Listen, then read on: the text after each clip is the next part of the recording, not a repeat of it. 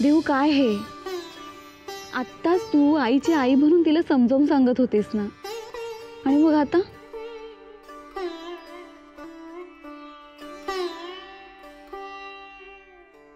नाही ग साक्षी, काय करू मी? आईचे अश्रू नाही बघवत आता. साक्षी, आईने असा काय गुन्हा केलाय की दैवानं तिला ही अशी शिक्षा द्यावी?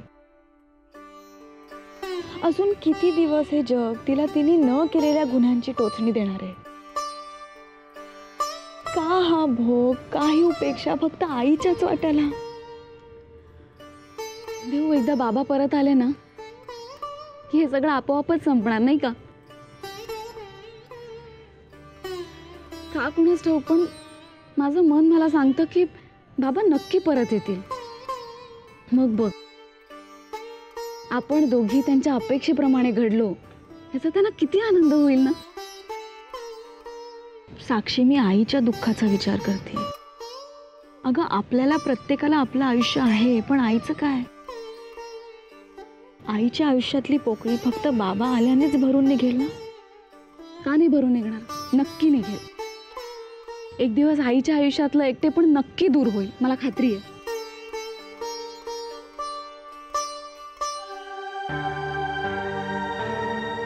हीच आस घेऊन आपण येणाऱ्या प्रत्येक दिवसाची वाट बघतोय.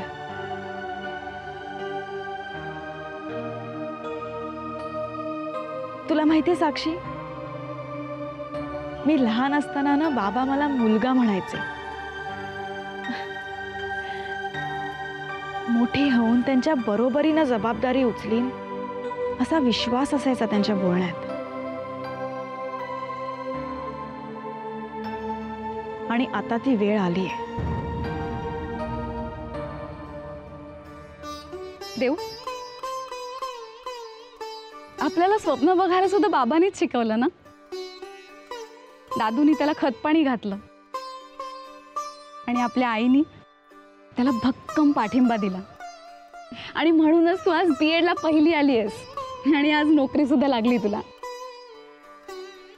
नाही, पण माझा प्रवास इथेच संपलेला नाहीये. मला अजून खूप काही करायचंय. तुझी स्वप्न पुरी करायचीत. दादूंना आराम द्यायचाय, आईच्या कष्टांना पूर्ण विराम द्यायचाय,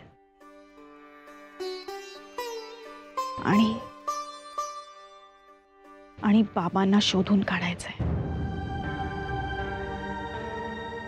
देव, मी सुद्धा IPS ऑफिसर का व्हायचं ठरवलंय. कडक युनिफॉर्म मधले बाबा माझा आदर्श आहेत. त्यांची ही इच्छा मी मलिन नाही होऊ देणार. खरंच असं होईल? आपले बाबा परत येतील?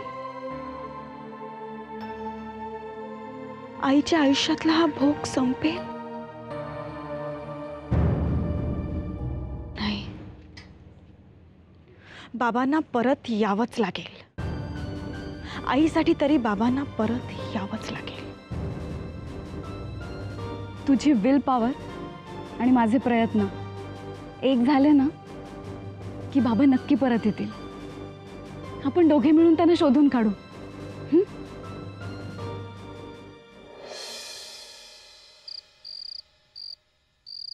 झाली यांची कटकट सुरू. जाऊ दे प्रतीक्षा, तू कशाला काळजी करतेस? तुझ्या नशिबात असेल ना तेच होईल. बाळ प्रतीक्षा, एक दिवस जय नक्की परत येईल. वहिनी, तुम्ही कशाला काळजी करताय? आम्ही आहोत ना. जय दादा एक दिवस नक्की परत येईल. कोंबल्याचं कसल्या परत येईल? ए, नीट बस गा. अरे मी म्हणते, जो माणूस फरार घोषित आहे, म्हणजे जो माणूस पळपूट आहे, त्याला शोधण्यामध्ये कशाला वेळ आणि पैसा वाया घालवायचा? त्याच पैशाने मजा करा, खा प्या, नवीन दागिने करा, साड्या नेसा. Mom, you are totally correct. आयुष्यात चांगले दागिने, चांगले कपडे, लोक तेच तर बघतात. तुम्ही आयुष्यात कुणासाठी किती रडता, किती झुरता, हू केअर्स? आयुष्यात फालतू इमोशनल लोकांना अजिबात किंमत नसते. आपापला स्वार्थ साधायचा असतो. खुश राहायचं, दुनिया गई तेल लेणे. अगदी बरोबर बोललीस. शहाणी ग माझी बॉय ती. माणसाने कसं असं प्रॅक्टिकल असायला हवं. आणि समजा अशी बातमी आली की मेजर मृत्युंजय देशमुख फरारी नाहीत, ते देशासाठी शहीद झाले, मग अल्टिमेटली काय, त्यांना शोधण्यासाठी खर्च केलेला पैसा वाया गेला. जाऊ दे ग, काही नाही, सगळा मूर्खपणा आहे. मेजर मृत्युंजय देशमुख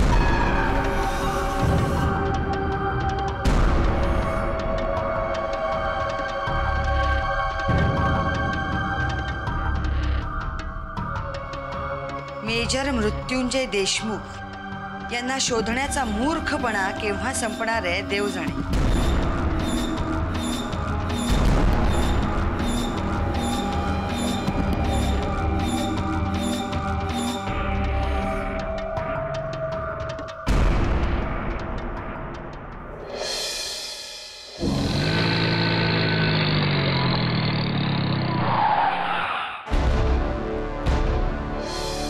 अरे आंधळ आहेस का? दिसत नाही?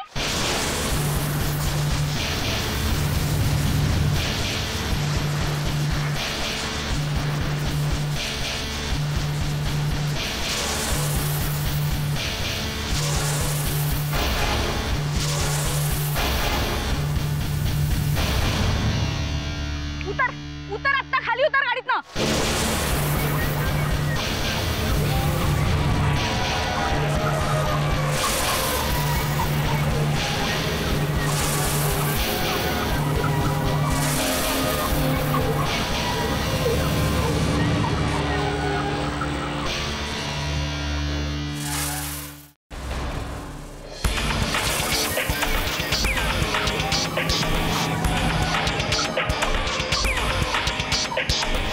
काय रे, आम्हाला काही झालं असतं म्हणजे? साक्षी,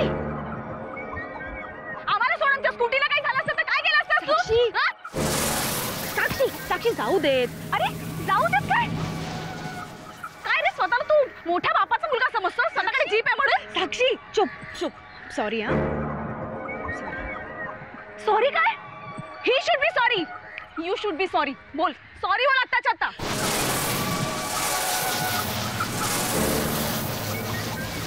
साक्षी, इट्स ओके, जाऊ देत, जाऊ देत. ते इथे आलेत म्हणजे ते आपल्याच घरी आले असतील ना, ते आपले गेस्ट आहेत. गेस्ट आहेत म्हणून काय झालं? बाईकला काय झालं असतं तर काय केलं असतं तू? साक्षी, डॉक्टर मी ना सोडणारच नाही आता. साक्षी जाऊ दे. हे आमचंच घर आहे. तुम्हाला इथे कुणाला भेटायचंय? Doctor DV. देशमुख. अच्छा, म्हणजे तुम्ही दादूंना भेटायला आलायत? या ना घरी, या या या, त्या दादू आहेत घरात.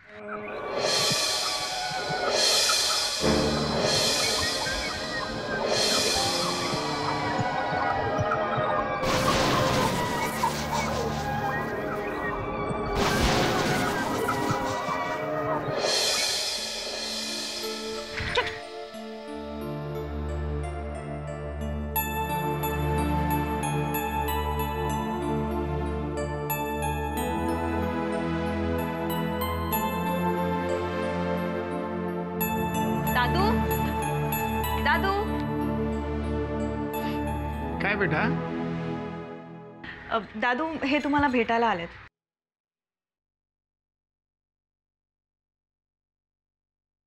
आपण मला ओळखलं नसेल सर. नाही, यू आर. मी विक्रमादित्य राजेश शिर्के. हो, बस बस बस. मल्हारराव राजे शिर्केंचे धाकटे चिरंजीव. राईट. अच्छा, नमस्कार दादा. आयुष्यमान भव. मी तुम्हाला डी.व्ही. सर म्हणून संबोधलं तर चालेल ना? नाही, कारण तुमच्या क्षेत्रात तुम्ही याच नावाने जास्त परिचित आहात, त्यामुळे आमच्याही जिभेवर हेच नाव रुळलंय. अरे गो आहे यार. मनापासून हाक दिली ना की ती कुठल्याही नावानं माणसापर्यंत पोचतेच. मग तुम्हाला डी.व्ही. म्हण, मास्तर म्हण, दादू म्हण, शेवटी नावात काय आहे? No no no, but I differ sir. खरं तर नावातच सगळं काही असतं. Brand is the biggest thing in the world today. तुमच्याकडे नुसती गुणवत्ता असून चालत नाही आजकाल. त्याचं ब्रँड बिल्डिंग सुद्धा तुम्हाला व्यवस्थित जमायला लागतं, नाहीतर इट्स ॲब्सोल्युटली वर्थलेस. आता आमचं उदाहरण घ्या. नुसतं राजे शिर्के नाव डोळ्यासमोर आलं की राजे शिर्के हॉटेल्स, राजे शिर्के केमिकल्स, राजे शिर्के एज्युकेशनल इन्स्टिट्यूट्स, या सगळ्या गोष्टी एकदम पटकन डोळ्यासमोर येतात. हे का? कारण राजे शिर्के हे ब्रँड नेम या सगळ्यांशी असोसिएट आहे. म्हणून त्यांना जर प्रत्येकाला वेगवेगळी नावं दिली असते ते घडलं नसतं. आमचं कशाला? तुमचंही उदाहरण घ्या ना सर. डीव्ही म्हटलं की डॉक्टर DV देशमुखांची युनिक पर्सनॅलिटी डोळ्यासमोर येतेच. So name matters. DV sir. You would make a great teacher, Vikramaditya, if there is a right attitude. Right attitude. पण सांगेन पुन्हा कधीतरी. तू काय घेणार? चहा, कॉफी की सरबत? नाही नाही, आम्हाला काही नको. वेळ नाही आहे तसं आमच्याकडे. And please don't bother. ठीक आहे. तुम्हाला माहिती असेलच, आमच्या हंबीरराव राजे शिर्के एक्सलन्स फाउंडेशनतर्फे दरवर्षी वेगवेगळ्या क्षेत्रामध्ये उल्लेखनीय कामगिरी करणाऱ्या लोकांचा आम्ही सत्कार करत असतो. 5 लाख रुपये आणि सन्मानपत्र असं त्याचं स्वरूप असतं. Yes, I am very much aware of that. यावर्षी त्यातल्या एज्युकेशन या कॅटेगरीतल्या पुरस्कारासाठी आम्ही सगळ्यांनी तुमचं नाव निश्चित केलं सर. बाकी कॅटेगरीतल्या सगळ्या लोकांची नावं परवाच्या पेपरमध्ये ऑफिशियल डिक्लेअर होती. So heartiest congratulations. थांब. माझं अभिनंदन करायची घाई करू नकोस. म्हणजे हा पुरस्कार स्वीकारायला मी मान्यता कुठेही दिली अजून. तुम्हाला काय ते ऑफिशियल लेटर वगैरे? I mean I know what you mean. मला पुरस्कार देण्यामागच्या उदात्त हेतूचा मी आदर करतो. पण तो पुरस्कार स्वीकारायचा की नाही याचं स्वातंत्र्य मात्र मी अबाधित ठेवतो. आहे की नाही?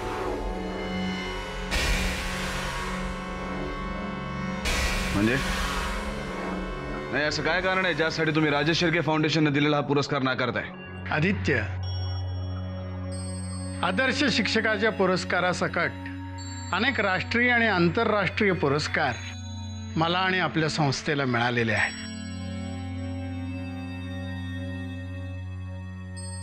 पण आदित्य, तुझ्या आजोबांनी, हंबीररावांनी मला सर्वोच्च पुरस्कार देऊन पूर्वीच गौरवलेला आहे. गुरु शिष्यांचं नातं जपणारी, मूल्याधारित शिक्षण देणारी, गरीब, आदिवासी आणि काबाड कष्ट करणाऱ्या मुलांसाठी दर्जेदार शिक्षण संस्था निर्माण करावी अशी त्यांची मनीषा होती. आणि मीही त्याच ध्येयानं झपाटलेलो होतो. म्हणून हंबीररावांनी मला एक जमिनीचा विस्तीर्ण तुकडा दिला आणि त्यावर आज हे शाळेचं वैभव उभं राहिलेलं आहे.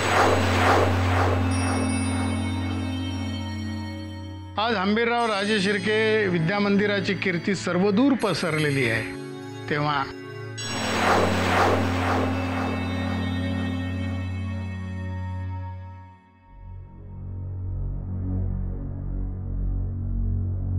हे तुमच्यासाठी भेट म्हणून आणलो होतं आम्ही. आदित्य, तुझ्या आजोबांचं आणि माझं नातं निरपेक्ष होतं ते मला तसंच जपू दे. तेव्हा प्लीज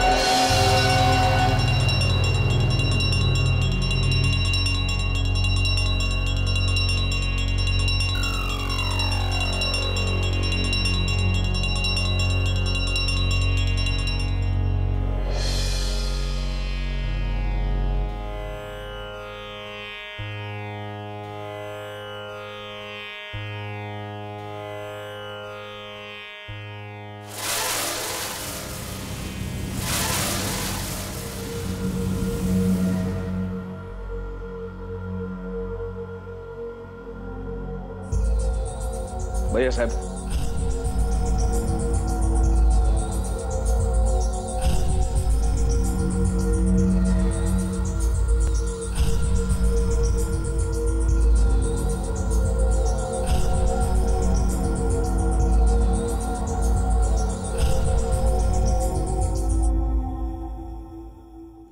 भेट झाली. बाबासाहेबांच्या काळापासून आपल्या घराण्याशी संबंध आहेत त्यांचे. शिक्षण जगतामध्ये खूप आदराने नाव घेतलं जातं त्यांचं. नमस्कार केला त्यांना, पाय पकडले त्यांचे. भैयासाहेब, केवळ तुमच्या सांगण्यावरून या विक्रमादित्य राजे शिर्केनी त्या फाटक्या मास्तराचे पाय पकडले. डॉक्टर दामोदर विनायक देशमुख. कोण आहे? कोण आहे माणूस आपल्या? त्याच्यासारखे 56 नोकर उभे असतात 24 तास आपल्या घरात, मान तुकून, नजर झुकून. सळा कापास असतात सगळे की आपल्या हातून कुठली चूक घडू नये आणि राजे शिर्के घराण्याच्या इब्रतीला कधी धक्का बसू नये. पण त्या तीड दमडीच्या मास्तरांना अपमान केला आमचा नाही, तुमचा. हे आपल्या राजे शिर्के घराण्याचा सन्मान करावा अशी इच्छा होती आमची. म्हणून गेलो तो त्याच्या घरी तुमच्या सांगण्यावरून भैयासाहेब. पण काय झालं? अपमान केला आमचा, अपमान.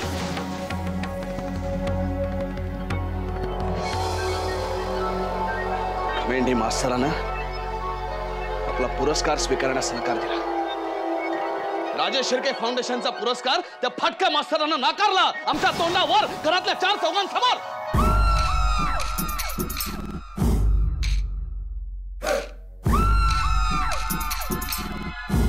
कारण